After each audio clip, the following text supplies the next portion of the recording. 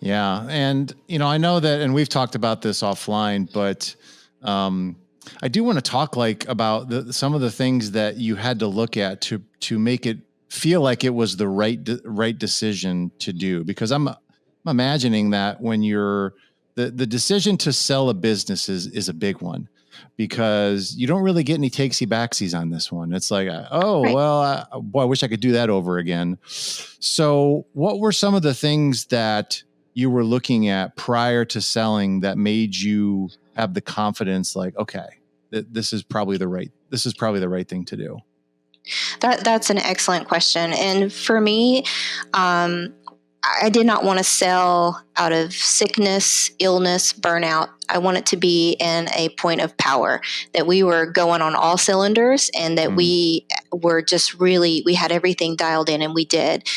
We were growing. We had our management policies going. Everything was just booming, and it was the right time. Plus, we had started with Econologics, and there was a very simple roadmap that we followed. So there was no surprises. We knew how much we needed in investments to be able to live a comfortable lifestyle that we wanted. We created this plan. It wasn't just happenstance. Everything from how much taxes we were going to have to pay in the sale. You think, oh, they're offering me a lot of money. Well, you pay capital gains taxes on that and everything. So all of that was factored in.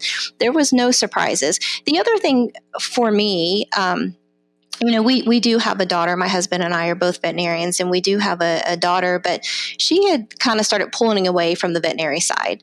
If she was really like this was in her blood and she was going to do veterinary medicine, maybe we would have held on for that, but there was no reason to hold on to that. And the other thing I would say is that you can always create a new business. You can always go out and create something else. So I started looking at my business as an asset and as a business and as a tool, instead of defining who I was and what I was. And the timing was right. I mean, it came at a time when the larger corporations were buying practices at, 2 to 3 times the value of them, and that was just unheard of. And so that played a factor. So what I'm saying is, it wasn't just luck. It was deliberate. It was strategic. It was thought out. It was a exit strategy that we had worked on 3 years prior to we actually exited, and there was no surprises in it.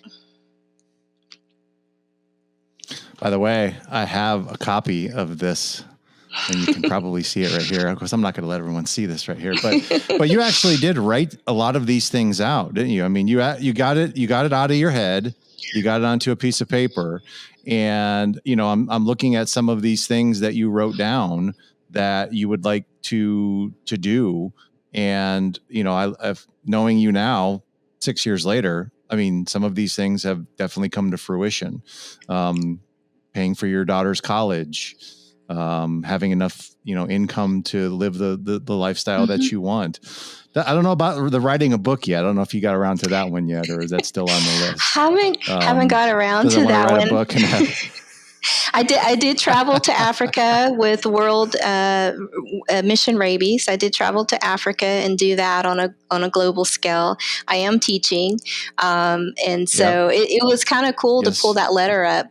The letter was part of the strategic plan of the exit strategy. So the money is, you got to get that all lined out, and the taxes and everything else, so that it's not scary. But then there's the emotional and mental part of it. And that's the part that is a little difficult and it's going to be different for everybody. But I think that's the part that is a little bit difficult to prepare for. So that was the purpose of the letter.